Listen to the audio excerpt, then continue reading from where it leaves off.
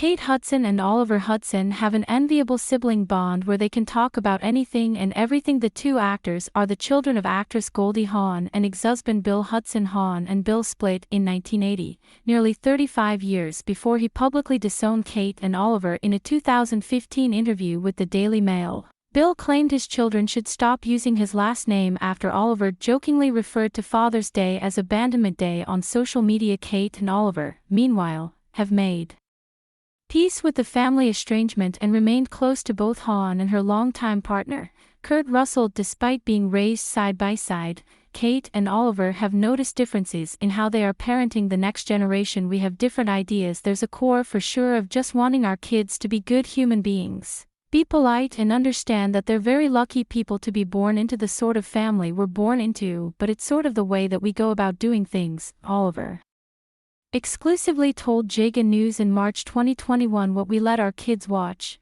the freedoms we allow them, were different in that way while they handle parenthood differently. Oliver added, "If I feel like I need to speak up, I will." She does as well. Keep scrolling to read Oliver and Kate's candid quotes about their family and growing up. "I think we both probably suffered differently and very similarly to anybody who feels abandoned by a parent," Kate said on Jenny McCarthy's SiriusXM show when asked if she and Oliver were abandoned by Bill. "We can have a sense of humor about it together. We can laugh at the challenges that we faced because of it together. To be honest, our dad, who we don't know very well, is really funny, so it's funny because, it's a catch-22. She added, "There's a part of that.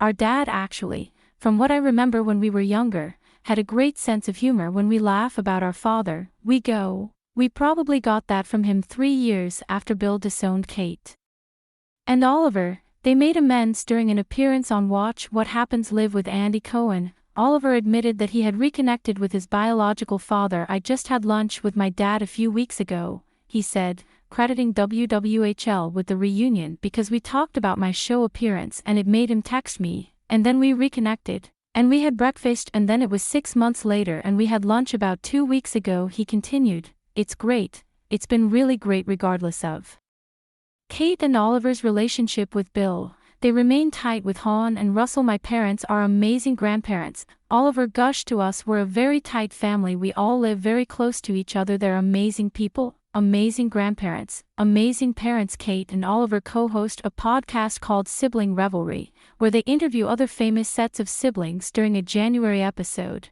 Kate got candid about her estrangement with Bill's other children. "I had this moment last year where I was like, I don't know why I don't talk to my other siblings." The How to Lose a Guy in 10 Days star said, "I don't care what the history is with our parents. I have 2 sisters that I don't speak to for no other reason than our family is separated. My sister and I and my brother have all just started communicating again." Kate noted that she recently spoke to one of her sisters on the phone and they started bawling their eyes out during a March episode of Sibling Revelry. Oliver admitted that he had some lingering trauma from living with single mom Hawn. "I did this course called the Hoffman Institute, which was this really powerful thing for me where you're unpacking the patterns that were put upon you from your parents and step-parents," he said. "This idea that we have negative love in our lives and in order to survive, we need love of some kind, and sometimes it's not healthy love, but we attach ourselves to those things." This course was all about understanding what those patterns were and kind of learning how to break through them and building your toolbox. Thank you. You have successfully subscribed. Subscribe to newsletters. Subscribe by signing up. I agree to the terms and privacy policy and to receive emails from Jaga News. Deal of the day: yes. Score 64 off these overly comfy Adidas sneakers today. View deal. Check our latest news in Google News. Follow us. Check our latest news in Apple News. Follow us. You have successfully subscribed by signing up. I agree to the terms and privacy policy and to receive emails from Jaga News. Check our latest news in Google News. Check our latest news in Apple News. Oliver continued, "My mother was the one that I had almost the most trauma about, interestingly enough, because she was my primary caregiver and I was with her all of the time. I felt unprotected at times. She would be working, she had new boyfriends that I didn't really like, she would be living her life, and she was an amazing mother. This is my own perception as a child who didn't have a dad and needed her to be there, and she just wasn't sometimes, and she came out far more than even my dad who wasn't there." After Oliver's trauma comments made headlines, he clarified that he has nothing but love and respect for his mom. If you listen to the whole thing, it's more about my child feelings in that moment.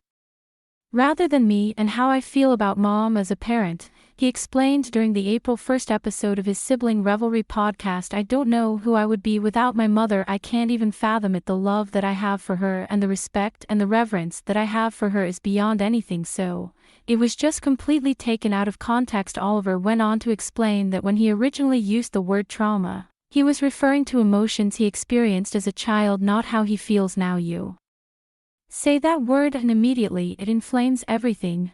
He continued, there was no trauma coming from my mother, the way she raised me, in any way whatsoever. You're speaking from a 5, 6-year-old perspective. That's what I was doing without her. Again, IDB nothing.